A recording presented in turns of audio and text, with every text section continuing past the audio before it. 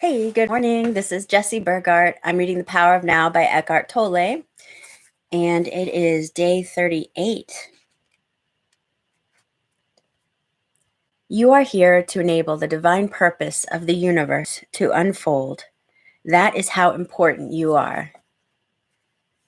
Look beyond the words. Someone asks Tolle or says something to Tolle. I don't like the word sin. It implies that I am being judged and found guilty. And he says, I can understand that.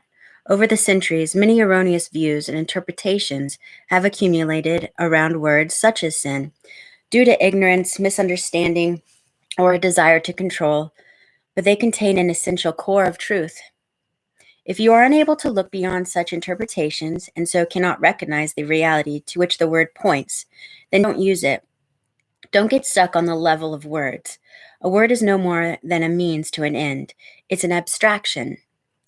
Not unlike a signpost, it points beyond itself. The word honey isn't honey. You can study and talk about honey for as long as you like, but you won't really know it until you taste it. After you've tasted it, the word becomes less important to you. You won't be attached to it anymore. Similarly, you can talk or think about God continuously for the rest of your life, but does that mean you know or have even glimpsed the reality to which the word points? It really is no more than obsessive attachment to a signpost, a mental idol. The reverse also applies.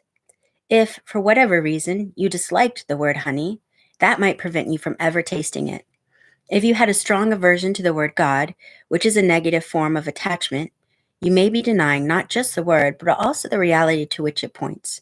You would be cutting yourself off from the possibility of experiencing that reality. All this is, of course, intrinsically connected with being identified with your mind. So if a word does not work for you anymore, then drop it and replace it with one that does work. If you don't like the word sin, then call it unconsciousness or insanity. That may get you closer to the truth, the reality behind the word, than a long misused word like sin, and leaves little room for guilt. And then the person responds, I don't like those words either. They imply that there is something wrong with me. I am being judged. And he says, of course, there is something wrong with you, and you are not being judged. I don't mean to offend you personally, but do you not belong to the human race that killed over 100 million members of its own species in the 20th century alone? They say, you mean guilt by association? And he says, it is not a question of guilt, but as long as you are run by the egoic mind, you are part of the collective insanity. Perhaps you haven't looked very deeply into the human condition in its state of dominance by the egoic mind.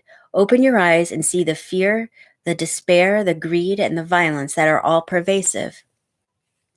See the heinous cruelty and suffering on an unimaginable scale that humans have inflicted and continue to inflict on each other as well as on other life forms on the planet. You don't need to condemn, just observe. That is sin. That is insanity. That is unconsciousness. Above all, don't forget to observe your own mind. Seek out the root of the insanity there. All right. Thank you for being here. It was another short section. I'll see you tomorrow for day 39. Bye.